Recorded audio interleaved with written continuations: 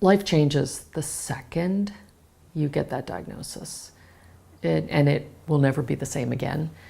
And despite the fact that my husband is an unbelievably amazing, supportive, wonderful human being, and despite the fact that I had some close friends who were really helping, until you've been in the cancer shoes, it's hard to imagine really what the person's going through.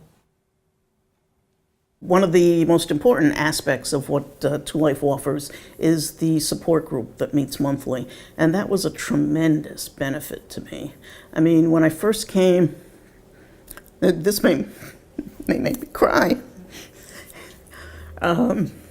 because everybody was just so warm and open. It's a great community that brings all of the breast cancer, young, old, 2 years into this, 15 years into this. They knew me before I walked in the door. They were right there with all the answers before I even knew the questions were. At the point in your life where you feel like you have the least amount of control, they bring it all together for you. And you feel like you can then sort of navigate through. There were women there that are living way beyond what the expectation, what I was given, way beyond. And that's exactly what I needed to hear. And they were living well, good lives. And that's what you need to hear. It gives you hope. It gives you strength. I have a certain phrase that I call for women that go through breast cancer, what they develop after they've had breast cancer, a certain strength. And you get all that in a room together. And, you know, it's just very powerful.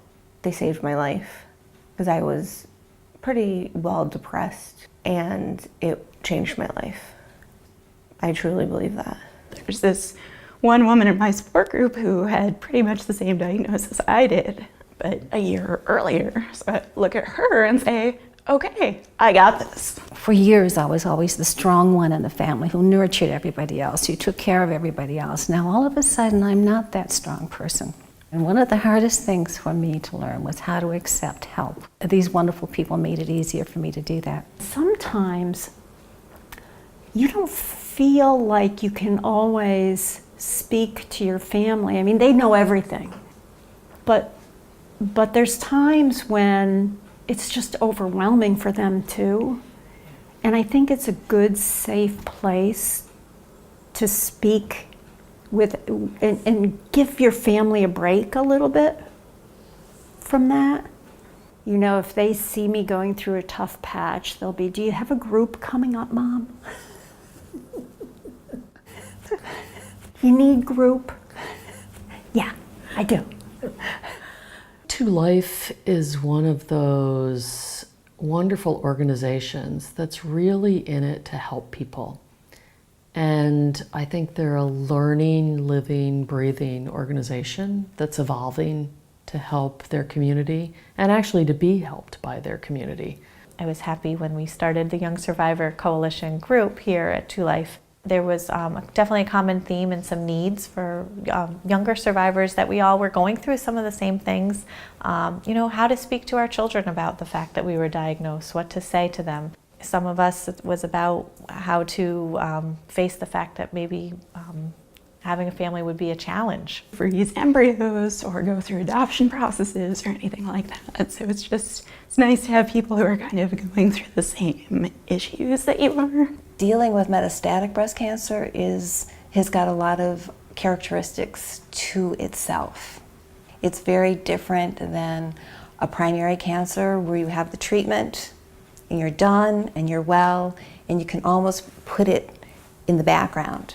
Metastatic cancer is right there in the forefront all the time. Just being able to focus on people who are doing well made all the difference in the world for me. That's only one part of Two Life. They have all the educational programs. Beat the odds. The very first time I went, I heard a radiologist speak and I heard an oncologist speak. Both of them said to me while I was eating breakfast things my oncologist had said to me and the radiologist had said to me. But I wasn't sitting in an exam room and they weren't talking about me. And I finally processed a lot of the things that I had heard. I was really torn about probably not whether to do reconstructive surgery, but what kind of reconstructive surgery to do. I really wanted to network with a number of people, and one of the doctors who gave a lecture at one of those meetings, he spent probably 25 minutes with me. He was just kind of a little godsend at a time that I really needed somebody with his kind of training. So not only did To Life help me get networked, but then their events helped me further get networked. When you're going through a cancer diagnosis, it's an incredibly insecure time. You're insecure about whether or not you're going to beat this disease, what your future might be, and to have the added insult of losing your hair, having your skin turn in a way that maybe you appear sickly from treatment, it just adds insult to injury. I was most surprised by how emotional the process was going to be, and overwhelming, walking into a room full of wigs. And Melanie really just understood that feeling extremely well and took the time to ease me through the whole process. Initially, when I got the wig, I wasn't involved with To Life yet. So I went to a beauty parlor. It was a strange kind of experience. Shortly thereafter, I learned about To Life, and I started to come here for products, for headscarves, for various garments, ultimately for a prosthesis. And it's a very private, caring shopping experience. It's like a compassionate boutique. I remember Helen trying wigs on me, and I just broke down crying. And she took it right off and she said, "Don't you worry about this. We'll come back to it some other day." And it was just so easy.